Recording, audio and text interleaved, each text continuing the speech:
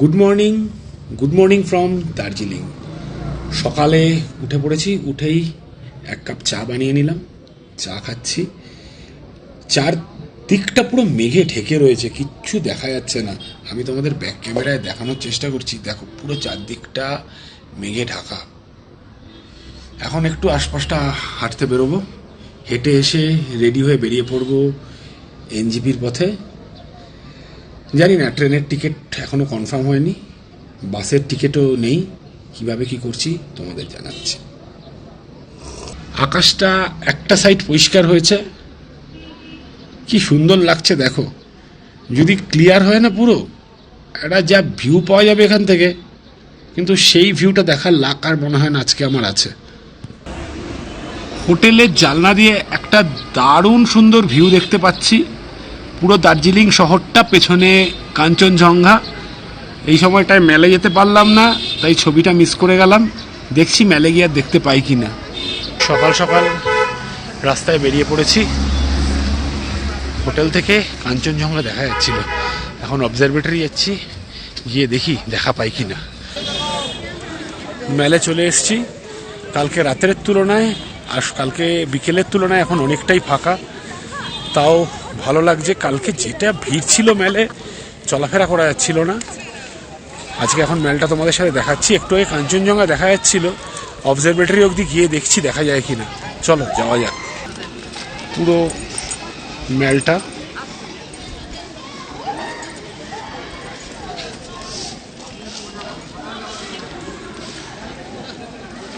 দারুণ লাগছে, এরকমই থাকে, কিন্তু কালকে প্রচুর ভিড় ছিল। অবজারভেটরিটা আজকে বেশ ফাঁকা, ঝকঝকে রোদ উঠেছে, কিন্তু একটা মেঘ রয়েছে, সেই জন্য দেখতে পাচ্ছি না কাঞ্চনজঙ্ঘাকে। পৌঁছে গেছি অবজারভেটরি হিলসের ভিউ পয়েন্টে পৌঁছানোর আগে ভেবেছিলাম যা মেঘলা রয়েছে তাতে আর কিছু দেখতে পাবো না, সবই মেঘ দেখবো।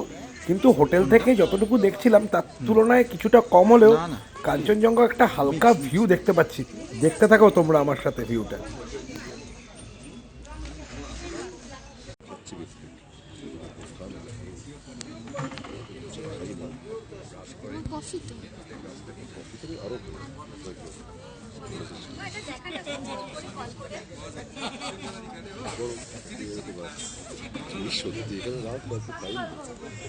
নাইস।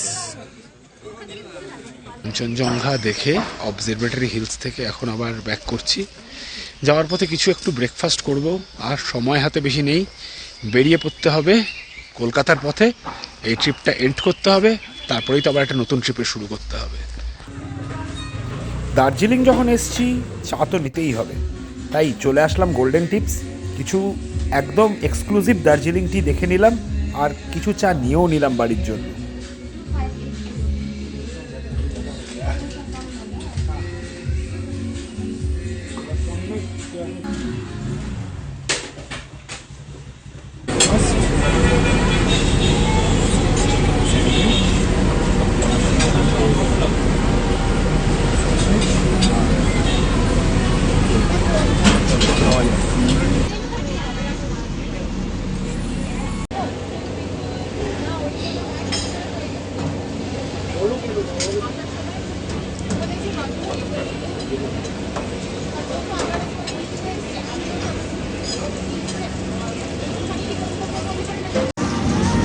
একটা ফার্স্ট ফ্ল্যাশ অরেঞ্জ লিকার, আমার ফেভারিট।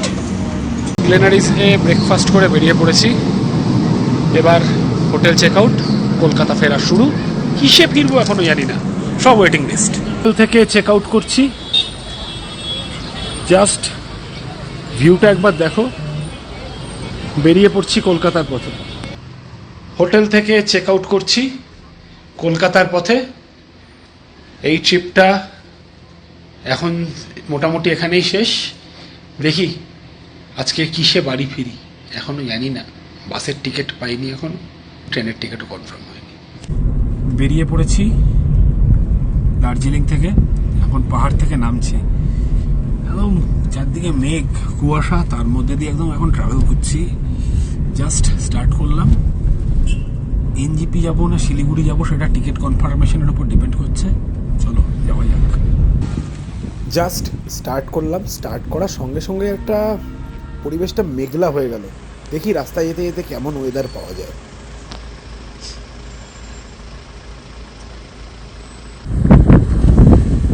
বৃষ্টি পড়ছে, বৃষ্টি ভেজা রাস্তায় মেঘের মধ্যে দিয়ে আস্তে আস্তে দার্জিলিংকে বাই বাই করে কলকাতার পথে এগোচ্ছি।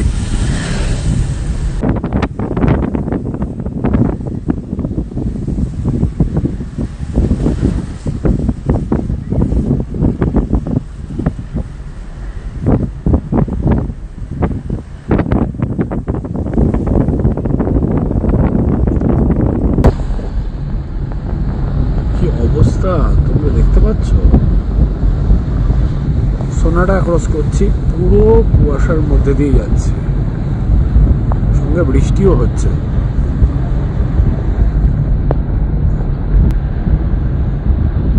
কি সুন্দর লাগছে ট্রিপটা।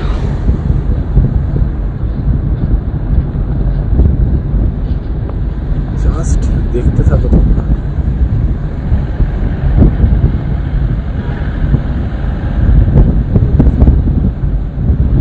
কোথায়?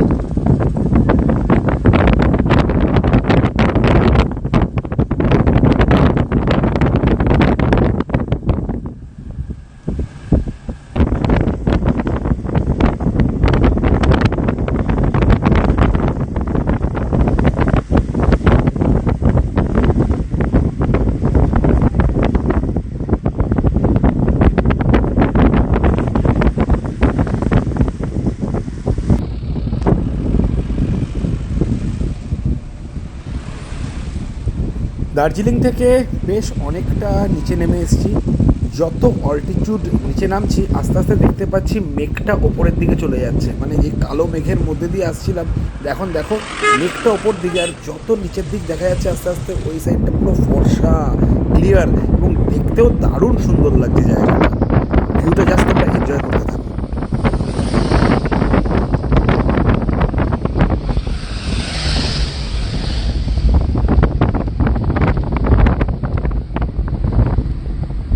দার্জিলিং থেকে শিলিগুড়ির পথে যেতে যেতে একটা জায়গায় একটু হল্ট নিয়ে দাঁড়িয়ে পড়েছিলাম। জাস্ট হালকা করে একটু ব্রেক নিয়ে নিলাম, আবার এখন বেরিয়ে যাচ্ছি। গাড়িতে ওঠা যাক।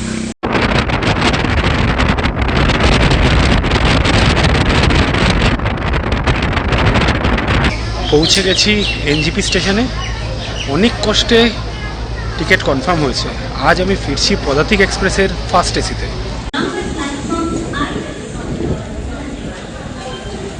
এনজিপি স্টেশনে বসে রয়েছি, আর কিছুক্ষণের মধ্যেই পদাতিক এক্সপ্রেস চলে আসবে। মোটামুটি আমি দেখতে পাচ্ছি এটা পদাতিক এক্সপ্রেস আধ ঘন্টা লেট আছে। শুধু তাই না, আজকে আমি যে কারণে এক্সাইটেড, তোমাদের সাথে আজকে আমি ফার্স্ট এসি জার্নি শেয়ার করে নেব। এটা আমার চ্যানেলের প্রথম ফার্স্ট এসি জার্নি। চলো তোমরা এনজয় করো আমার সাথে ফার্স্ট এসি জার্নিটা।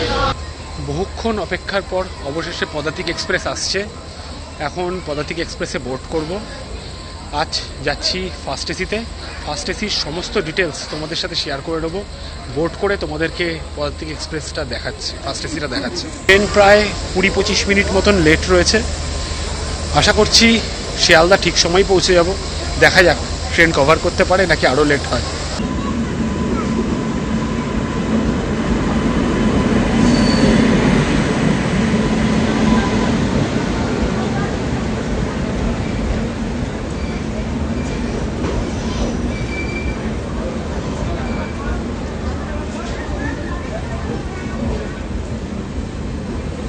বাবা জেনারেল এরকম ফাঁকা।